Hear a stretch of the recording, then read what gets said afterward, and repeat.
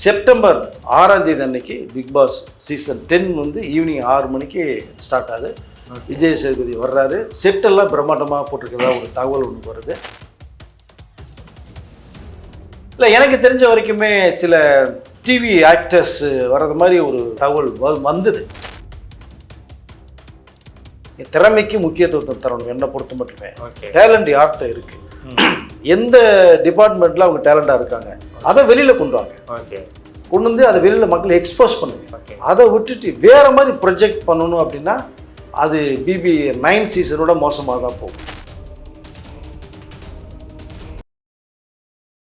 Coffee கடை நேயர்களுக்கு வணக்கம். இன்று நம்மோடு இணைந்திருப்பவர் மூத்த பத்திரிகையாளர் திரு வெங்கடேஷ் அவர்கள். வணக்கம் சார். வணக்கம். பிக் பாஸ் சீசன் 10 அடுத்த வாரம் ஆரம்பிக்கிறதா அனௌன்ஸ்மெண்ட்லாம் விட்டாங்க. பட் உள்ள யாரு போறா, இந்த மாதிரியான எந்த தகவலும் பெருசா வெளில வராமலும் இருக்கு. இதை தொடர்ந்து புது முயற்சியா காமன் மேனையும் உள்ள கொண்டு வரணும் அப்படிங்கிற ஒரு எண்ணத்தோட செயல்படுறாங்க. இந்த டைம் பிக் பாஸோட எதிர்பார்ப்பு எப்படி சார் இருக்கு? போன வருஷம் வச்சு செஞ்சாங்க. பிபி 9 வந்து தாறுமாறாக இருந்தது. டோட்டலாக யாருக்குமே பிடிக்காம இருந்தது.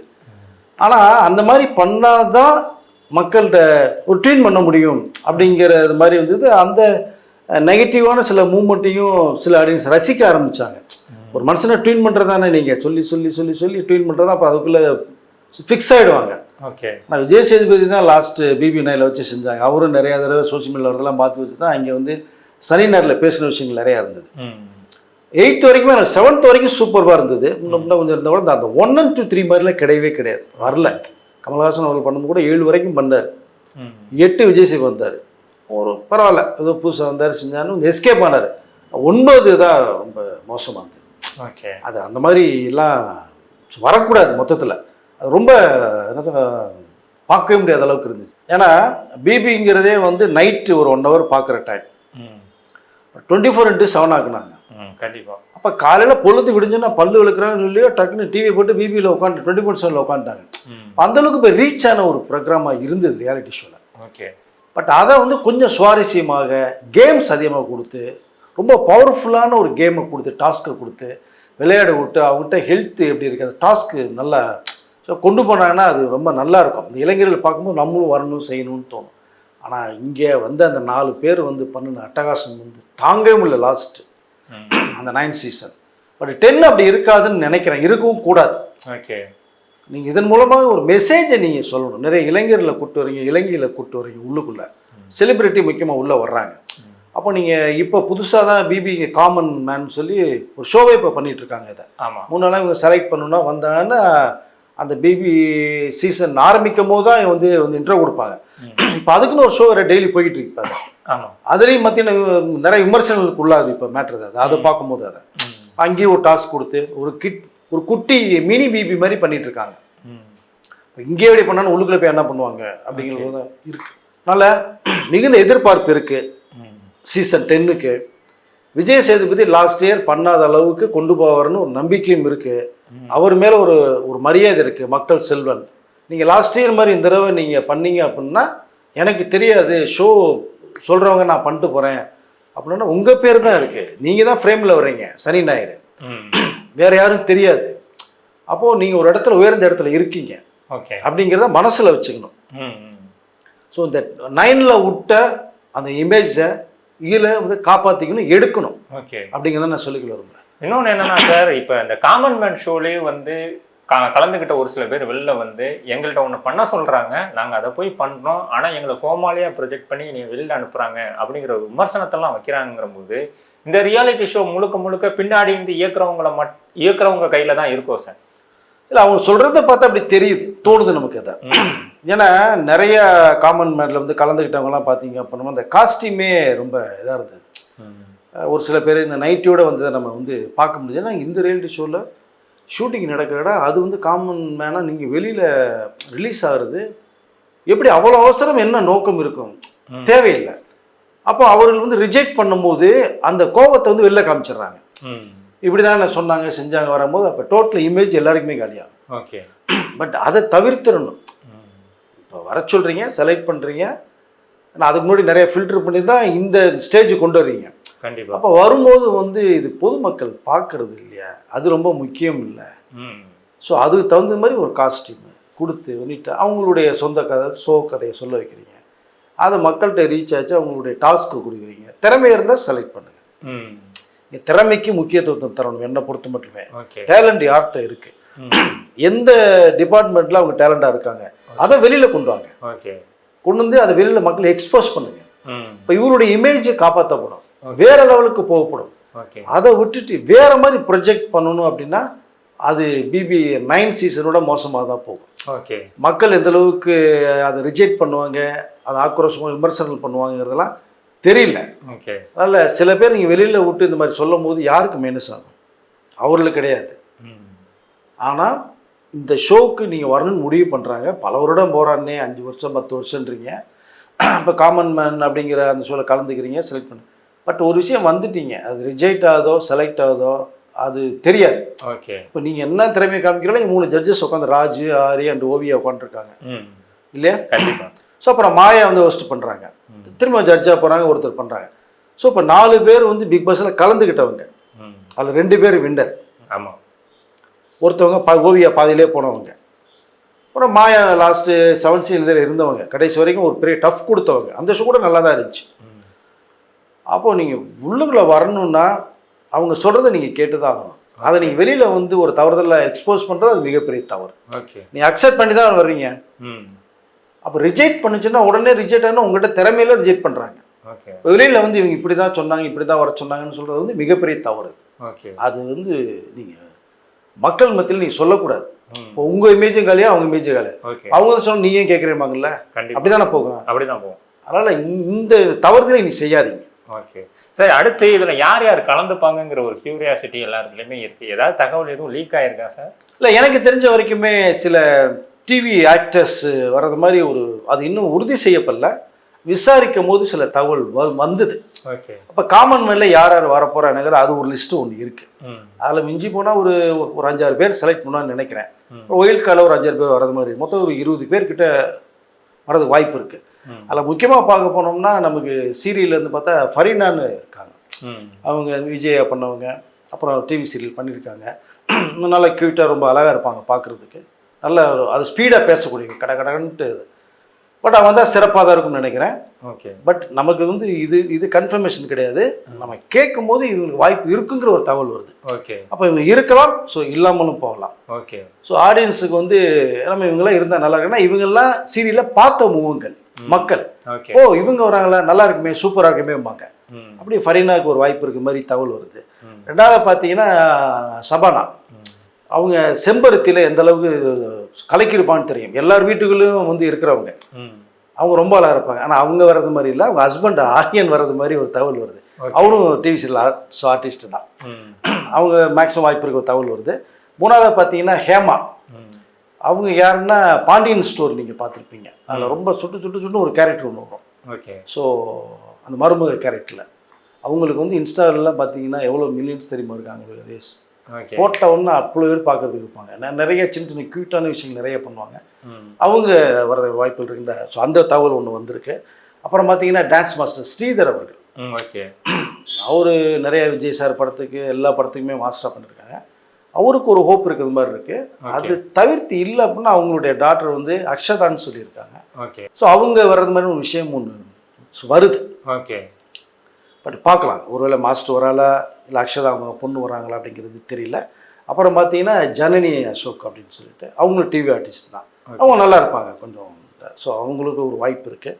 இதற்கப்புறம் பார்த்தீங்கன்னா உமர்னு பேச, அவர் யாருன்னு கேட்டிங்கன்னா சிவகார்த்திகேயன் நடித்த அமரன் படம் பார்த்துருப்பீங்க. அதில் அவங்க சோல்ஜரில் ஒருத்தராக வருவார்.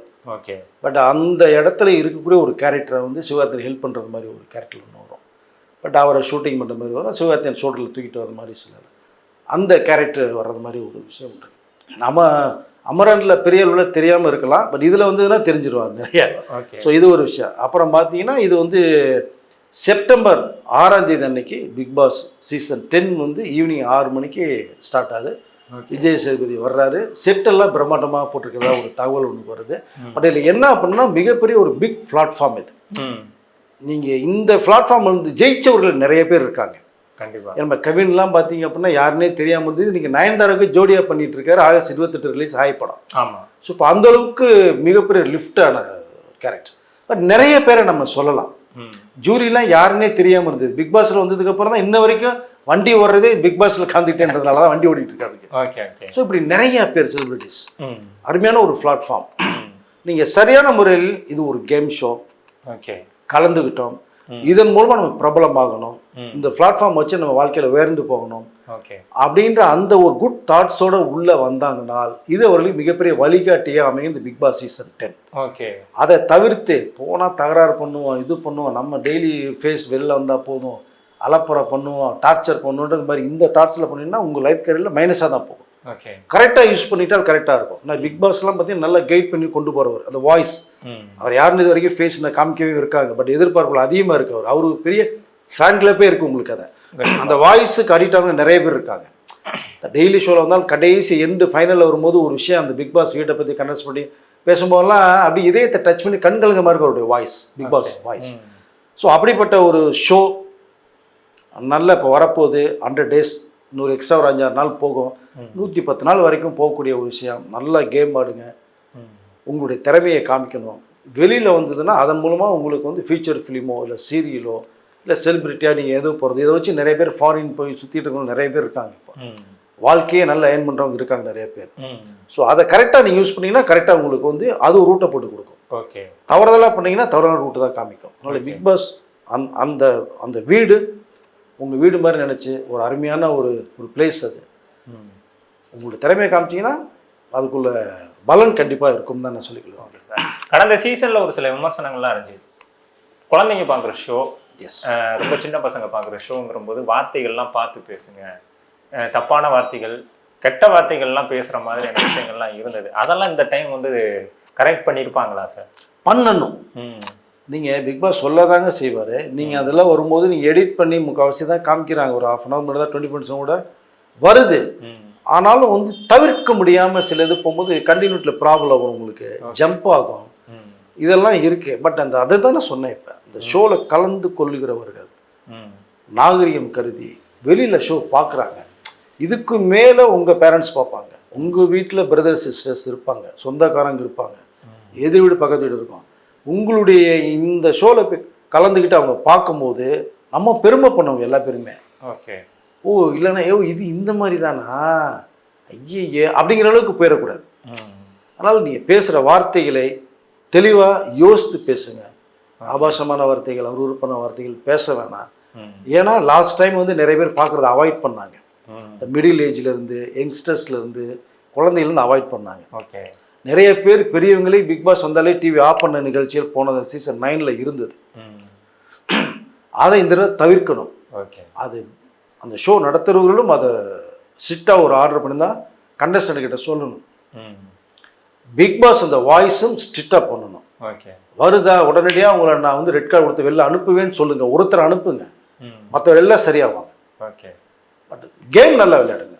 இந்த ஆபாசம், அருவருப்பு வார்த்தைகள், அந்த எப்படி சொல்கிறேனே தெரியல நமக்கு, அந்த சோஃபாவில் உட்கார்றது, இது காஸ்டியூம்ஸ், இதெல்லாம் கொஞ்சம் கொஞ்சம் நீட்ஃபுல்லாக கரெக்டாக இருக்கணுங்கிறது தான் நான் சொல்லிக்கல விரும்புகிறேன். ஏன்னா எல்லாரும் நேசிக்கக்கூடிய ஒரு ஷோ. ஓகே. அதை நீங்கள் எல்லாரும் வீட்டுக்குள்ளேயும் மனசுக்குள்ளேயும் போகணும். ஒரு கண்டஸ்டண்ட்டும் வெறுப்பை சம்பாரித்து இப்போ நீ இப்படி பில்ல போனால் போதும், இந்த வீட்டை விட்டு நீ ஒன்னால தான் ஷோவை கெடுதுன்ற அளவுக்கு ஒரு பேர் எடுத்துடக்கூடாது. Okay sir. ஃபைனலாக ஒரு கேள்வி என்னன்னா, முன்னாடிலாம் உள்ளே போனால் நம்ம கெட்ட பேர் எடுத்துடக்கூடாதுன்னு விளையாடுவோங்க. கெட்ட பேர் எடுத்தாலும் பரவாயில்ல, 100 நாள் வீட்டுக்குள்ளே இருக்குங்கிற எண்ணமும் இப்போ எல்லாருக்குள்ளேயும் இருக்கு. இது கரெக்டான ஒரு எண்ணமா சார்? இல்லை, அந்த தாட்ஸே தவறான தாட்ஸு. அது 100 நாள் இருக்குனுங்கிறதுக்கே நீ எதனாலும் பண்ணுவீங்களா? ஒரு வெளியில் வந்து அவங்க நேம் என்ன ஆகும், அது அசிங்கமாகாதா? அது இல்லை, நீங்கள் 100 நாள் இருங்க. ஓகே. அதுக்கு போராடுங்க, ஃபைட் பண்ணுங்க, கேமில் உங்களை ஆக்டிவிட்டி காமிங்க, அதில் வின் பண்ணுங்க. இன்னும் மக்கள் பார்த்துட்டு இருக்காங்கல்ல, அவங்க வெளில போனால் கூட எதுக்கே வெளில போனோன்னு கேள்வி கேட்பாங்கல்ல, இல்லையா? கண்டிப்பாக. அப்போ ஒரு திறமைக்கு காமிக்கிற மட்டும்தான் இடமா அதை நீங்கள் யூஸ் பண்ணணும். எப்படினாலும் பரவாயில்ல, ரணங்களை பண்ணி என்ன இமேஜ் என்ன காலியானாலும் பரவாயில்ல, என்ன காஸ்டியூம் போட்டாலும் பரவாயில்ல, நாங்கள் எப்படி உட்காந்தாலும் சோஃபாவில் உட்காந்தாலும் இது பண்ணாலும் பரவாயில்ல அளவுக்கு நினச்சி போனீங்கன்னா மக்கள் விருப்பம் சம்பாரித்து உங்களை ஆட்டோமேட்டிக்காக வெளில போகிறதுக்கான வாய்ப்புகள் தான் வரும். ஓகே. நல்ல இடத்தை நல்ல விதமாக யூஸ் பண்ணிக்கோங்க. பிக் பாஸ் வந்து ஒரு அருமையான பிளேஸ்மெண்ட் பிளாட்ஃபார்ம். அவர்கள் வந்து ஒரு ஒரு ஷோ போட்டு நீங்கள் கூப்பிட்டு வெளில பண்ணி உங்களை எக்ஸ்போஸ் தான் பண்ணுறாங்க. ஆனால் இன்றைக்கி மற்றவர்களுடைய பார்வையில் அது நீங்கள் சொன்னது மாதிரி எப்படியாவது உள்ளே போயிடுவோம், எப்படியாவது மக்கள் மத்தியில் பிரபலமாகும், வேர்ல்டு ஃபுல்லாக ரீச் ஆகும் அப்படிங்கிற அந்த ஒரு தவறான எண்ணத்தில் இருக்காங்க. ஓகே. அந்த அளவுக்கு எல்லாத்தையும் ட்வீன் பண்ணிட்டு வேறு இருக்காங்க. அதுவும் மிகப்பெரிய ஒரு தவறு.